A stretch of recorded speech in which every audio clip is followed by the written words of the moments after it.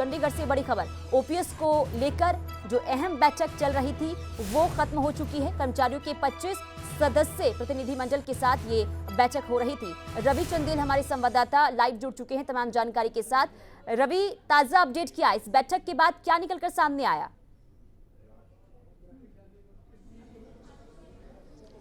देखिए, जिस तरीके से ओल्ड पेंशन स्कीम की मांग को लेकर जो कर्मचारी प्रदर्शन कर रहे थे, उन कर्मचारियों की आज जो है वो मुख्यमंत्री मनोहर लाल के साथ जो है वो बैठक हुई। थोड़ी देर के बाद मुख्यमंत्री मनोहर लाल जो है वो किसी अन्य कार्यक्रम की व्यवस्था के चलते जो है उस कार्यक्रम में जाना पड़ा। लेकिन जब ये बैठक खत्म हुई तो बैठक के बाद पुरानी पेंशन बहाली समिति के जो अध्यक्ष हैं ब्रजेंद्र धालीवाल, उनकी तरफ से कहा गया कि मीटिंग के अंदर जो है मुख्यमंत्री द्वारा जो है वो कोई बीच का रास्ता अख्तियार करने की जो है वो मांग की गई थी कि कोई बीच का रास्ता जो है वो अख्तियार किया जा सके ताकि सरकार और कर्मचारी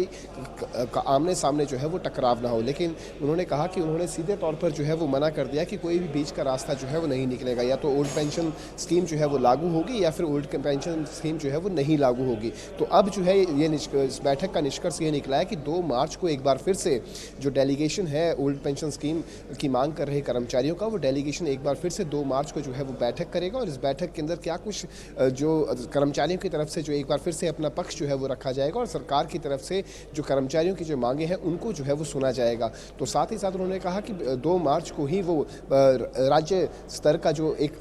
कार्यक्रम है वो भी चंडीगढ़ के अंदर ही कर्मचारी जो है वो आयोजित करेंगे। जी, तो क्या इस बैठक के बाद अब कर्मचारियों का क्या रुख, उनका क्या कहना है? कर्मचारियों का साफ तौर पर कहना है कि यदि सरकार जो है वो उनकी वो जो मांग है ओल्ड पेंशन स्कीम उसको जो है वो लागू नहीं करती है तो वो एक बड़ा आंदोलन का रुख जो है वो अख्तियार कर सकते हैं। हालांकि जिस तरीके से अभी सरकार द्वारा जो है वो मौके पर जो है इस पूरे आंदोलन की जो रूपरेखा अभी से तय होने जा रही थी उसको जो है फिलहाल के लिए टाल दिया गया है। 2 मार्च को एक बार फिर से जो है वो कर्मचारियों की बैठक होगी अधिकारियों के साथ, और अधिकारियों के साथ जब बैठक होगी तो उसमें कर्मचारी जो है वो अपना पक्ष रखेंगे और साथ ही साथ सरकार की तरफ से क्या कुछ जो कमी पेशी है, किस तरीके से जो है ये ओपीएस को लागू करने में क्या कुछ परेशानियां जो है वो सरकार के समक्ष आ रही हैं, उनको सरकार के जो उच्च अधिकारी हैं वो कर्मचारियों के समक्ष रखें। तो जाहिर तौर पर 2 मार्च को एक बार फिर से जो है कर्मचारियों की बैठक होगी और उसमें देखना दिलचस्प होगा कि आखिरकार क्या कुछ नतीजा जो है वो निकलकर सामने आते हैं। लेकिन रवि, देखिए, ओपीएस को लेकर सरकार का रुख पहले से स्पष्ट है, वो क्या कह रही है ओपीएस को लेकर ये सबको पता है। ऐसे में जो 2 मार्च को बैठक होगी तो क्या उस बैठक में भी कोई उम्मीद जग रही है कि कोई समाधान जरूर निकलेगा?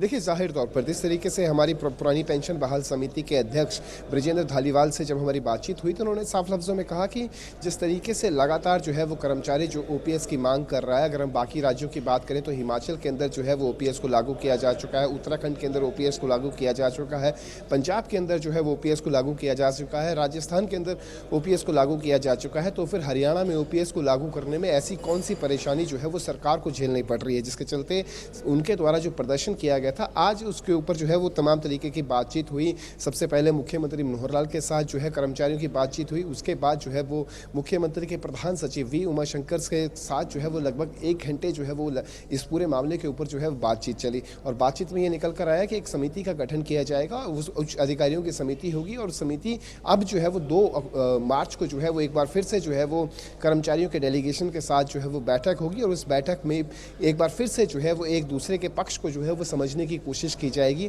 और हो सकता है कि कोई ना कोई रास्ता जो है वो जरूर निकलकर जो है वो सामने आए। हालांकि सरकार ने अपना रुख जो है वो पहले से ही साफ कर दिया है कि वो ओपीएस को जो है फिलहाल की स्थिति के अंदर जो है वो लागू करते हुए नहीं दिखा रहे, लेकिन कर्मचारी जो है वो भी लगातार अपनी मांग पर अड़े हुए हैं। उनका साफ तौर पर कहना है कि जब तक सरकार जो है वो ओपीएस को लागू नहीं करती तब तक उनका प्रदर्शन जो है वो लगातार जारी रहेगा। और